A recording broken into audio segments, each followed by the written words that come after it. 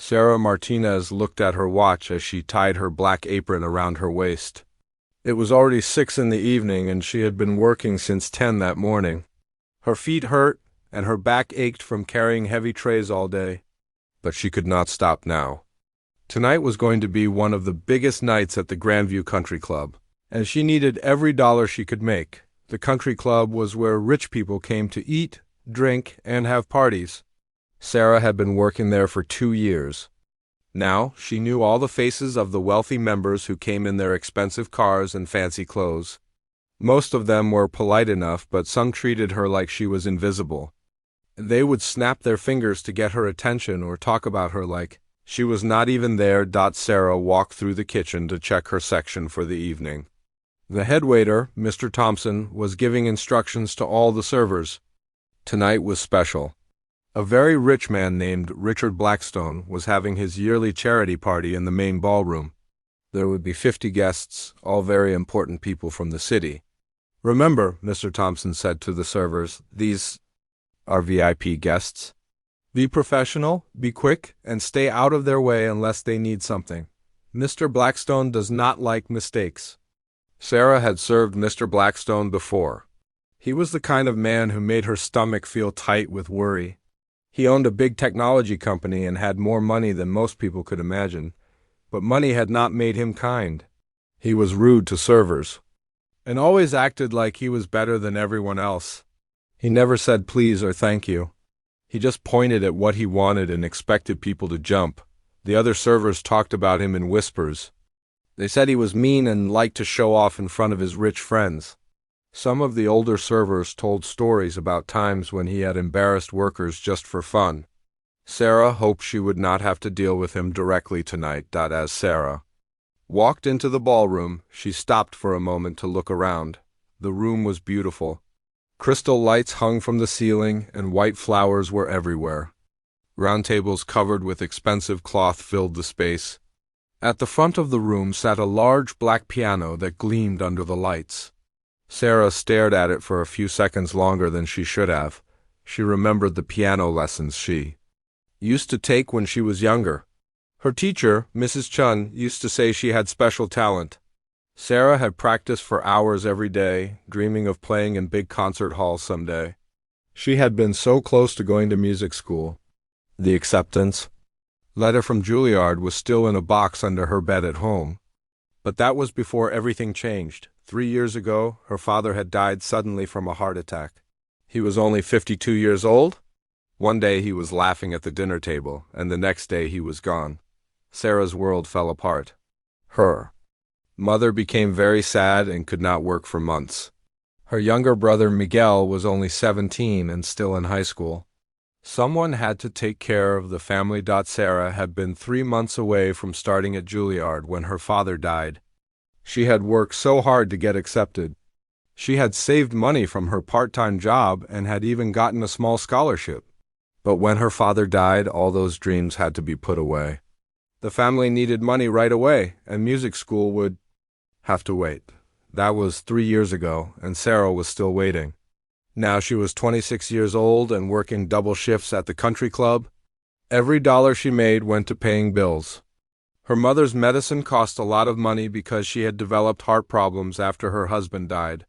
Miguel was now in college, and Sarah was paying for his classes so he could become an engineer. There was never any money left over for her own dreams. Sometimes late at night when she got home from work, Sarah would sit at the old piano in their small living room. It was out of tune and missing some keys, but she would play quietly so she would not wake anyone. Her fingers still remembered all the songs she used to know. But playing made her both happy and sad at the same time. Happy because the music still lived inside her, but sad because she wondered if she would ever get another chance to share it with the world. Sarah shook her head and focused on her work. This was not the time to think about the past. She had tables to serve and money to make. She picked up her notepad and walked over to her first table of the evening. The guests were starting to arrive. Men in expensive suits and women in beautiful dresses walked into the ballroom. They laughed and talked loudly, holding glasses of wine that cost more than Sarah made in a day. She watched them from the corner of her eye as she set up water glasses, and checked that the silverware was perfect. Mr. Blackstone arrived fashionably late, as always. He was a tall man in his 50s with gray hair and cold blue eyes. He wore a suit that probably cost more than Sarah's rent for 6 months. His wife walked beside him, a thin woman with nervous eyes who always looked sorry about something. Sarah had noticed that Mrs. Blackstone was always trying to be nice to the servers, as if she was trying to make up for her husband's rudeness. The party was supposed to raise money for children who could not afford music lessons. Sarah thought this was funny in a sad way. Here was a room full of people who had more money than they knew what to do with, pretending to care about poor children who wanted to learn music. If they really cared, they could easily pay for every child in the city to have music lessons. But instead, they threw an expensive party and felt good about themselves for giving a small amount of money. As the evening went on, Sarah moved between tables, taking orders and bringing food and drinks. She was good at her job because she paid attention to details and never forgot what people asked for. Some of the guests were nice to her. They said please and thank you and even asked her name. But others treated her like she was just another piece of furniture in the room. Mr. Blackstone was at table number 5, right in the center of the room where everyone could see him. He seemed to enjoy being the center of attention. Sarah noticed that he was drinking a lot of wine and getting louder as the night went on. This worried her because she knew that rich people who drank too much sometimes did unpredictable things. The hired pianist was playing soft music in the background while people ate their dinner. He was an older man who played simple songs that did not distract from conversation.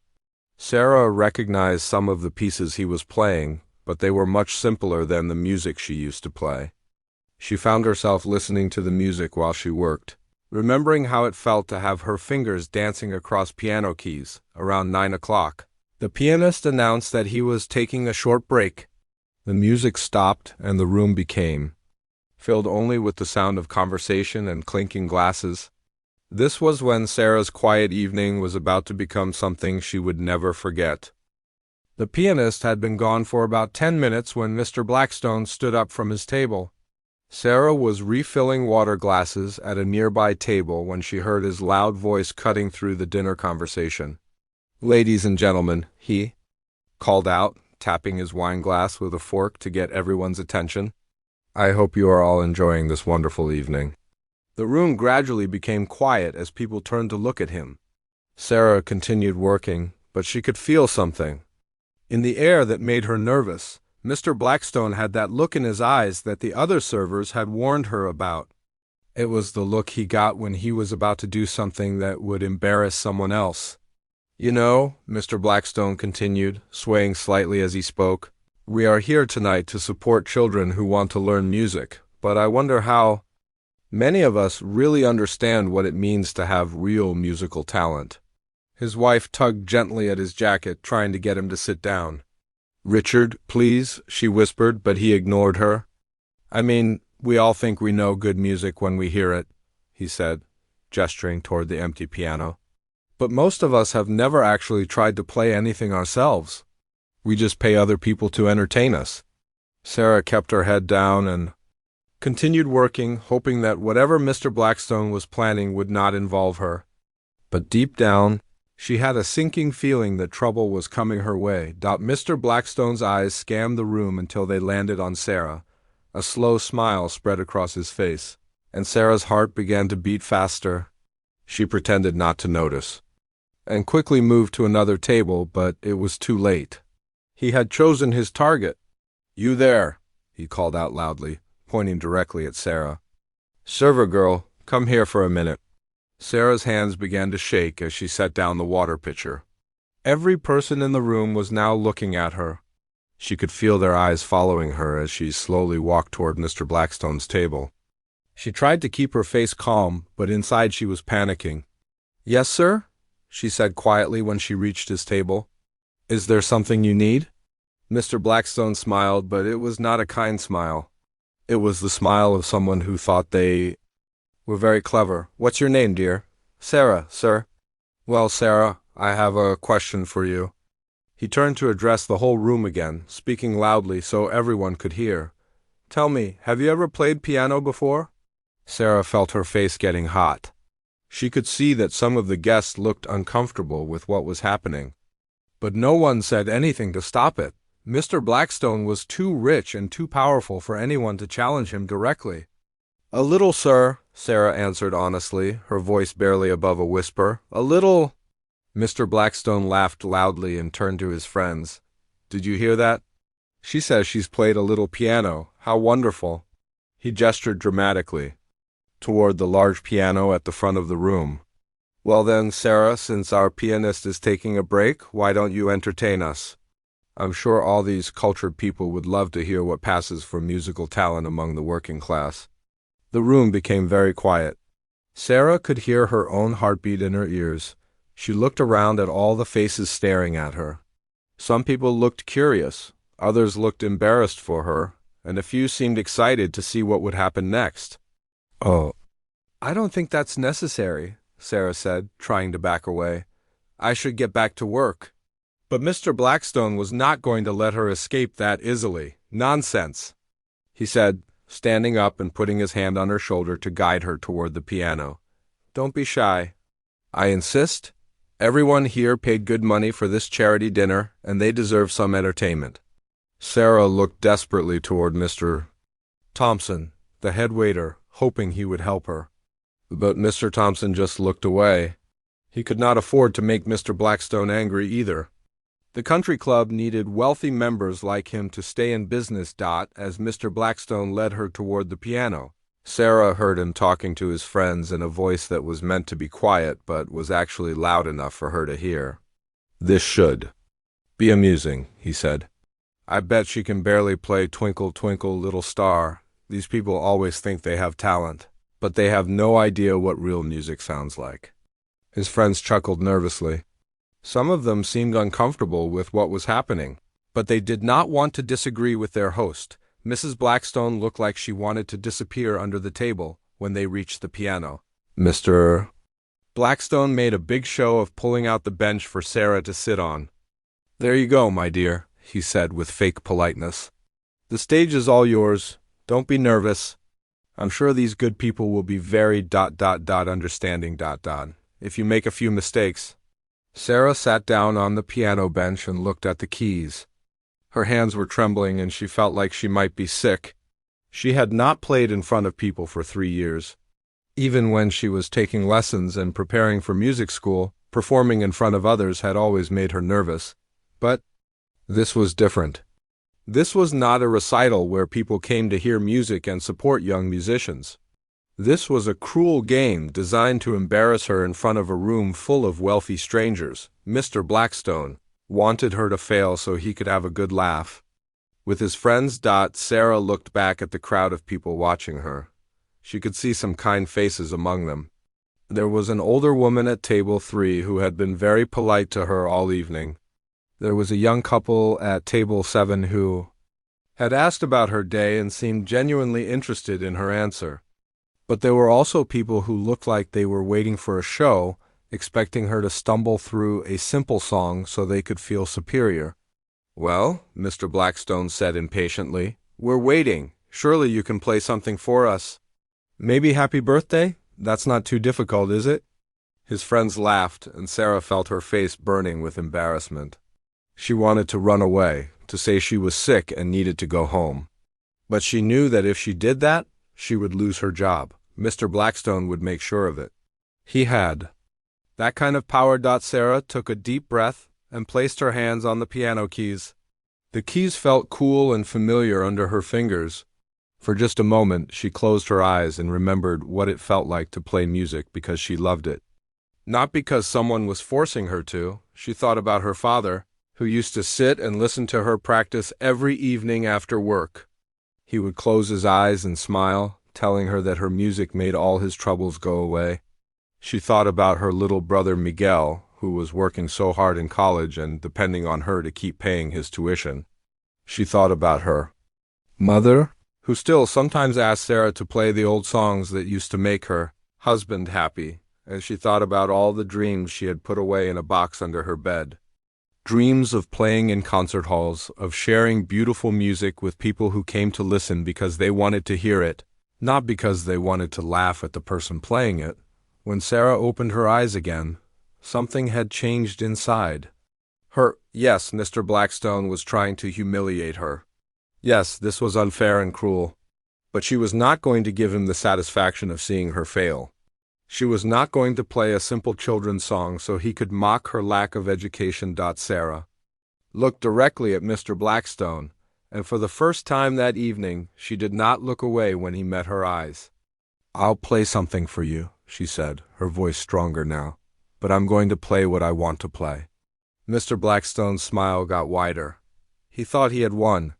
He probably expected her to play some simple pop song or a basic piano exercise. He had no idea what was about to happen. Sarah turned back to the piano and positioned her hands over the keys. She took one more deep breath and then she began to play. The first notes that came from the piano were soft and gentle, almost like a whisper. Sarah's fingers moved carefully across the keys, and the opening melody of Chopin's Ballade No. 1 in G minor began to fill the ballroom. At first, some people in the audience were still talking quietly, not paying much attention. They expected to hear a simple song played by someone who barely knew how to play, but as Sarah continued, something magical began to happen. A quiet conversation slowly stopped. One by one, people turned their full attention to the piano. The music Sarah was playing was not simple at all. It was one of the most difficult pieces ever written for piano, and she was playing it beautifully. Mr. Blackstone's smile began to fade, as he realized this was not going the way he had planned. He had expected Sarah to stumble through a basic tune, maybe hit a few wrong notes, and then sit down while everyone had a polite laugh. Instead, she was playing music that most professional pianists found challenging. Sarah's hands moved across the keyboard with grace and confidence. Years of practice and natural talent came flooding back to her, as if she had never stopped playing. The music grew stronger and more complex, with her left hand playing deep, rich bass notes while her right hand danced through the intricate melody. The ballroom had become completely silent except for the sound of the piano. Even the kitchen staff had stopped working to listen. Sarah could feel the change in the room, but she did not look up from the keys. She was lost in the music now, remembering what it felt like to let her emotions flow through her fingers. As the piece continued, Sarah put all of her feelings into the music. 3 years of sadness about her father's death, 3 years of worry about money, 3 years of dreams put on hold, all of it came out through the piano. But there was also hope in the music and strength and the deep love she had for her family that made all her sacrifices worth it. The Chopin Ballade was not just technically difficult, it was also very emotional. It required the pianist to tell a story through music, to make the listener feel joy and sadness and excitement all at the same time. Sarah understood this piece because she had lived through the same kind of emotions that Chopin had written into the music. Mrs. Blackstone had stopped trying to get her husband to sit down. She was staring at Sarah with her mouth slightly open, amazed by what she was hearing. At table 3, the older woman who had been kind to Sarah earlier had tears in her eyes. The young couple at table 7 were holding hands and listening. With complete attention, even Mr. Blackstone was quiet now. His plan to embarrass Sarah had completely backfired.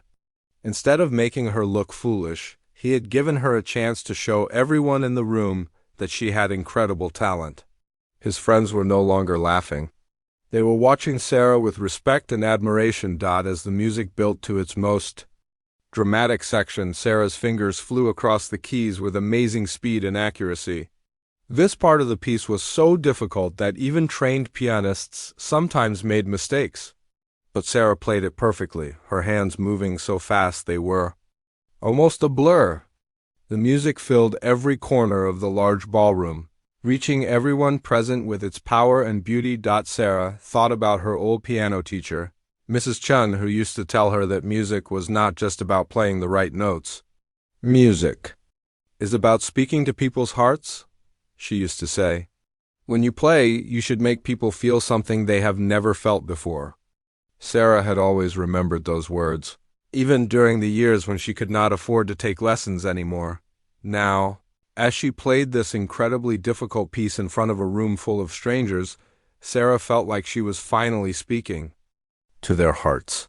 She could sense that the music was affecting people deeply. Some were amazed by her technical skill, but others were moved by the emotions in the music. A few people were quietly crying, touched by the beauty of what they were hearing. The middle section of the ballad was softer and more gentle, like a sad song about lost love. Sarah played this part with incredible tenderness, making each note sing with feeling. Her touch on the keys was so sensitive that she could make the piano sound almost like a human voice, expressing things that words could never say. During this quiet section, Sarah finally looked up from the keys for just a moment. What she saw in the audience surprised her. These wealthy people, who had seemed so cold and distant when she was serving them dinner, now looked completely different. The music had reached them in a way that nothing else could. For a few minutes it did not matter that Sarah was a server, and they were rich guests. The music had made them all equal. Mr. Blackstone looked confused and uncomfortable. His cruel joke had turned into something beautiful, and he did not know how to react. He had wanted to show his friends that working class people were not as cultured as wealthy people.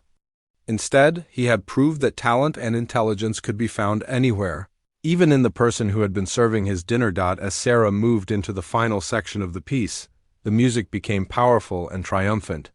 This was the most challenging part of all, requiring both incredible technical skill and deep emotional understanding. Sarah's hands moved with complete confidence, playing notes that seemed impossible for 10 fingers to manage. The music soared and danced, telling a story of someone who had faced great challenges but had found the strength to overcome them. The parallels between the music and Sarah's own life were not lost on anyone in the room. Here was a young woman who had given up her dreams to take care of her family, working long hours at a difficult job, but who had never lost the beautiful talent that lived inside her. The music she was playing told the same story. It was about struggle and sacrifice, but also about hope and the power of the human spirit. As Sarah approached the final notes of the piece, she could feel the tension in the room. Everyone was holding their breath, waiting to see how this amazing performance would end. Sarah's hands moved to the highest notes on the piano, playing a melody that seemed to float in the air like a prayer. Then, with perfect timing and incredible delicacy, she played the last few notes that brought the piece to its quiet, beautiful conclusion. For a moment after the music stopped, the room was completely silent. It was as if everyone needed a few seconds to return to reality after being transported by Sarah's performance. Sarah sat at the piano bench with her hands still on the keys, hardly believing what had just happened. She had not played a piece that difficult in 3 years, but somehow her fingers had remembered every note. Then, suddenly, the silence was broken by the sound of applause. It started with just one person clapping, then 2, then 5, and within seconds the entire room was applauding loudly. People stood up from their tables, giving Sarah a standing ovation that seemed to go on forever. Some people were still crying, moved by the beauty of what they had just heard. Sarah looked out at the crowd of people who were clapping for her, and she felt overwhelmed with emotion. These were the same people who had been eating dinner and talking about business just a few minutes ago. Now they were all standing and applauding her, showing respect for her talent in a way that no one had done in years. But the biggest surprise was yet to come. Among the people applauding was a woman Sarah had not noticed before. She was sitting at a table near the back of the room, and she was clapping harder than anyone else. When their eyes met across the room, the woman smiled and nodded at Sarah. With obvious admiration, Sarah did not know it yet, but this woman was about to change her life forever. The applause continued for what felt like forever. Sarah stood up from the piano bench, not sure what she should do next. She had never received a standing ovation before, not even during her student recitals years ago. Her face was flushed with emotion, and she felt like she might start crying from all the overwhelming feelings inside her. Mr. Blackstone stood frozen in place, his face red with embarrassment. His plan to humiliate Sarah had failed completely. Instead of making her look Foolish, he had given her a stage to show everyone how talented she really was. Some of his guests were now looking at him with disapproval, clearly uncomfortable with how he had treated Sarah. "That was absolutely incredible," said the older woman from table 3, wiping tears from her eyes. "I have never heard anything so beautiful in my life. Where did you learn to play like that?" asked the young man from table 7. "That was professional level playing. Better than professional level." Sarah felt overwhelmed by all the attention and kind words. She was not used to being the center of attention in a good way. For the past 3 years, she had been almost invisible. At the country club, just another server moving quietly between tables. Now, suddenly everyone wanted to talk to her and tell her how amazing she was. "Thank you," she said quietly to the people gathering around the piano. "I used to take lessons. When I was younger, I haven't played in a long time." "Haven't played in a long time?" repeated a man in an expensive suit. "That's impossible. You play like someone who practices 8 hours every day." "That was one of the most difficult pieces in the classical piano repertoire, and you played it flawlessly." Sarah looked around the room and noticed that the woman from the back table was walking toward her. She was an elegant Asian woman in her 50s, dressed in a simple but expensive black dress. There was something about the way she moved that suggested she was someone important. Though Sarah could not figure out why she seemed familiar. As the woman got closer, Sarah could see that she had kind eyes and a warm smile. She waited patiently while other guests continued to compliment Sarah's performance, but it was clear that she had something important to say. "Excuse me," the woman said politely to the group of people around Sarah. "I wonder if I might have a word with this young lady?" The other guests stepped back respectfully, sensing that this woman had some authority. Sarah noticed that even Mr. Blackstone was watching this interaction carefully, as if he recognized who this woman was. "Hello, Sarah," the woman said, extending her hand. "My name is Margaret Chun, and I am the director of the City Symphony Orchestra. That was the most beautiful performance of Chopin's Ballade No. 1 that I have heard in many years." Sarah's heart nearly stopped. Margaret Chun was famous in the city's music world. She had been the symphony director for 15 years and was known for discovering and developing new talent. Sarah had read about her in music magazines back when she still dreamed of having a music career. I can't believe you're here," Sarah stammered, shaking Miss Chun's hand. "I mean, it's an honor to meet you." "The honor is mine," Miss Chun replied. "I have to ask, where did you study music? I thought I knew all the talented pianists in this city, but I have never heard of you before." Sarah felt embarrassed to explain her situation to someone so accomplished. "I took private lessons for about 10 years, from elementary school through high school. I was accepted to Juilliard 3 years ago, but I couldn't go." "Couldn't go?" Miss Chun looked surprised. "Why not? With talent like yours, any music school would be lucky to have you." Sarah looked down at her hands, still not quite believing she had just played for all these people. "My father died suddenly, and my family needed me to work. I've been supporting my mother and paying for my brother's college." "There wasn't money for music school?"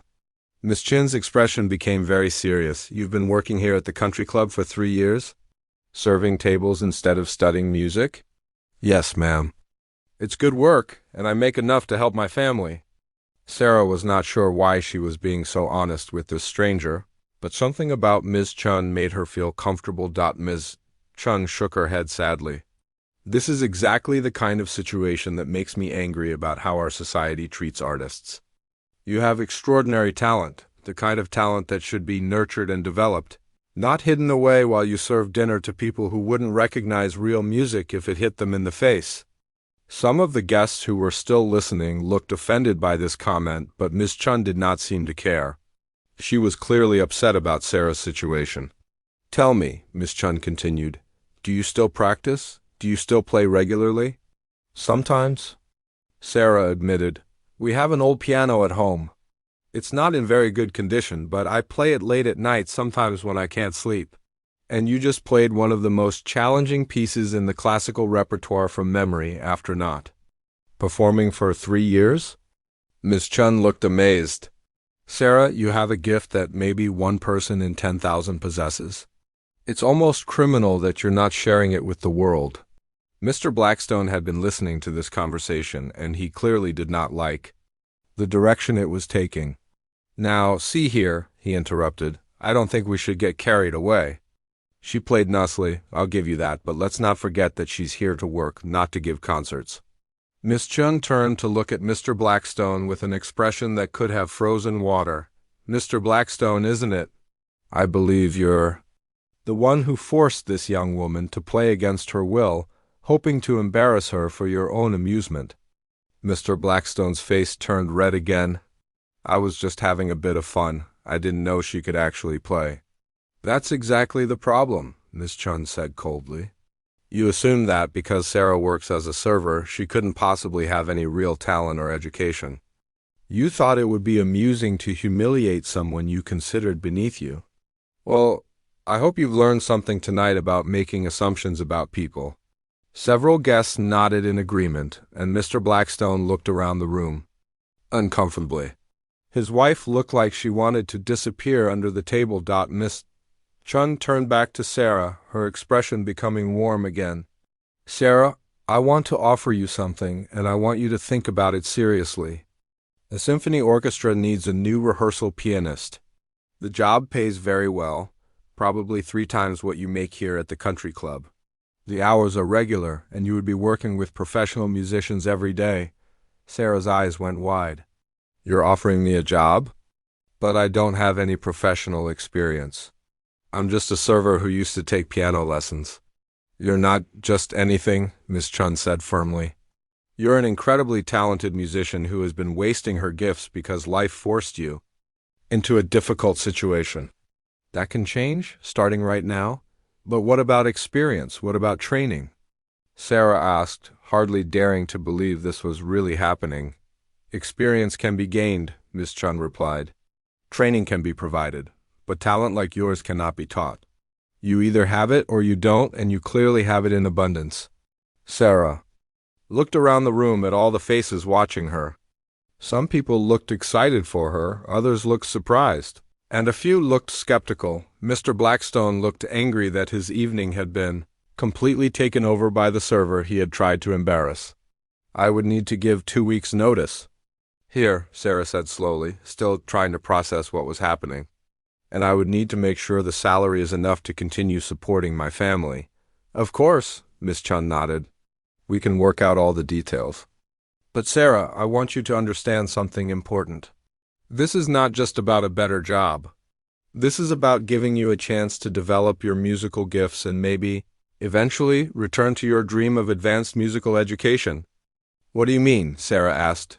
Miss Chun smiled. I know several people who provide scholarships for talented musicians who need financial help. After you've worked with us for a while and we've documented your abilities, I think we could find funding for you to complete your musical education. It might take a few years, but it's possible. Sarah felt like the room was spinning. 20 minutes ago, she had been serving dinner and trying to avoid Mr. Blackstone's attention. Now, she was being offered not just a better job, but a possible path back to her dreams of becoming a professional musician. I don't know what to say, she whispered. Say you'll think about it, Miss Chun replied, but don't think too long. Opportunities like this don't come around very often. 3 weeks later, Sarah stood in the symphony hall for her first day of work as the orchestra's rehearsal pianist.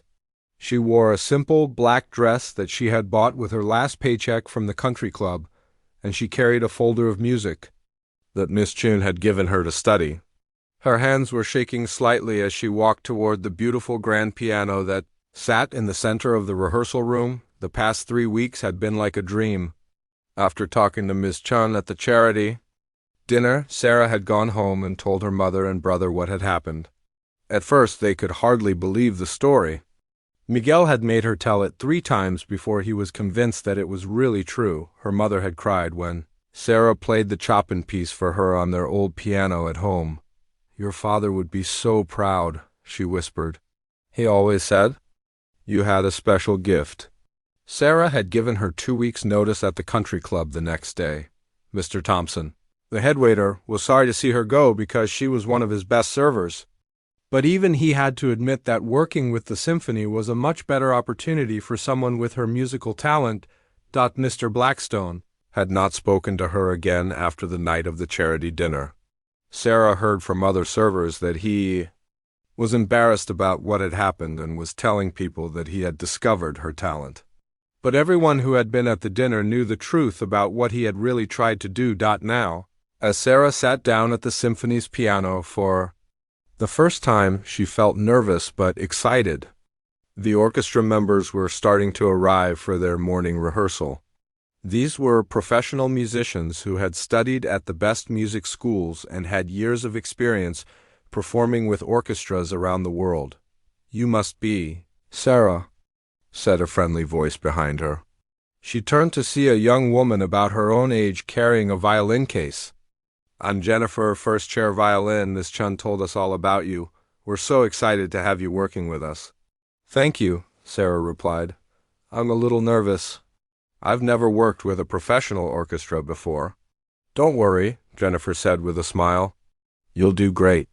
We heard about what happened at that charity dinner. The whole orchestra has been talking about it. Someone recorded part of your performance on their phone and put it on social media. It's been viewed over 1 million times already." Sarah's eyes went wide. "Really? Someone recorded me playing?" "Oh, yes," said another musician, a man carrying a trumpet case. "You're famous now. There are people all over the internet talking about the server who shocked everyone with her amazing piano playing. They're calling you the hidden talent and the Cinderella pianist." Sarah felt overwhelmed by this news. She had no idea that anyone had been recording her performance that night. The idea that millions of people had now heard her play was both exciting and terrifying. Miss Chun walked into the rehearsal room and smiled when she saw Sarah at the piano. "Good morning, Sarah. Are you ready for your first day?" "I think so," Sarah replied. "I studied all the music you gave me." "Excellent. Today we're rehearsing Beethoven's Symphony No. 5. You'll be playing the piano parts in the fourth movement. Don't worry if it takes you a few tries to get used to playing with the full orchestra. It's different from playing solo." As the rehearsal began, Sarah discovered that Miss Chun was right. Playing with an orchestra was completely different from playing alone. She had to listen carefully to the conductor and coordinate her playing with dozens of other musicians. At first it was challenging, but after about an hour, she began to feel more comfortable. During the break, several orchestra members came over to talk to her. They were all impressed by her musical abilities and curious about her background. Sarah found that professional musicians were much friendlier and more welcoming than she had expected. "You have incredible natural talent," said the orchestra's lead cellist. "Most pianists have to study for years to develop the kind of musical sensitivity you have. You seem to understand music instinctively." After the rehearsal ended, Miss Chen asked Sarah to stay behind for a few minutes. "How did that feel?" she asked. "It was wonderful," Sarah said honestly. "I loved every minute of it. I had forgotten how good it feels to make music with other people." "I'm glad to hear that," Miss Chun replied, "because I have some more good news for you. Do you remember that I mentioned knowing people who provide scholarships for talented musicians?" Sarah nodded, her heart starting to beat faster. "Well, one of those people saw the video of your performance online. His name is Robert Morrison, and he's a retired businessman who has made it his mission to help talented young musicians get the education they deserve. He wants to meet with you next week." "Meet with me? Why? Because he's interested in funding your musical education?" "He's already talked to admissions offices at several top music schools, including Juilliard. If you're interested, he would pay for you to complete your degree in piano performance." Sarah sat down heavily in a chair, feeling dizzy with excitement and disbelief. "Are you serious? Someone would pay for me to go to music school?" "Completely serious," Miss Chun replied. "Mr. Morrison has helped over 50 young musicians in the past 10 years. He believes that talent should not be wasted because of financial circumstances." "But what about my family?" I still need to help support my mother and pay for Miguel's college. Mr. Morrison understands that. Part of his scholarship program includes a living allowance that would allow you to continue helping your family while you study. You wouldn't have to choose between your dreams and taking care of the people you love. Sarah began to cry, overwhelmed by the generosity of strangers and the possibility that her dreams might actually come true. For 3 years, she had accepted that her musical career was over. She had focused on working and taking care of her family, trying not to think about what might have been. Now, in the space of 3 weeks, everything had changed. She had a job doing what she loved, and there was a possibility that she could complete her musical education after all. 6 months later, Sarah gave her first solo performance with the City Symphony Orchestra. The concert hall was packed with people who had heard about her story and wanted to hear her play. In the audience were her mother and Miguel, both dressed in their best clothes and beaming with pride. Also in the audience was Mr. Morrison, the businessman who had indeed provided Sarah with a full scholarship to complete her music degree. She was now taking classes 3 days a week while continuing to work with the symphony. Her professors at the music school were amazed by her natural ability and the musical maturity she had developed during her years away from formal training. Miss Chun introduced Sarah to the audience that night, telling the story of how a server at a country club had surprised everyone with her incredible talent. Sarah Martinez represents what can happen when we look beyond the surface and recognize that extraordinary gifts can be found in the most unexpected places. She said. As Sarah walked onto the stage in her beautiful blue concert gown, she thought about the night that had changed her life. Mr. Blackstone's attempt to embarrass her had instead opened doors she never could have imagined. His cruelty had accidentally become the greatest gift anyone had ever given her. Sarah sat down at the magnificent concert grand piano and placed her hands on the keys. The piece she had chosen to play was the same Chopin ballade that had started this whole journey. But tonight she was not playing it because someone was forcing her to. She was playing it because she wanted to share its beauty with people who had come to listen. As the first notes filled the concert hall, Sarah felt complete happiness for the first time in years. She was exactly where she belonged, doing exactly what she was meant to do. And in the audience, her family watched with tears of joy, knowing that all the sacrifices had been worth it. The girl who had served dinner to rich people was now sharing her gift with the world, and the world was listening with wonder and appreciation. Sometimes, Sarah thought as she played, the most terrible moments in life can become the beginning of the most beautiful ones.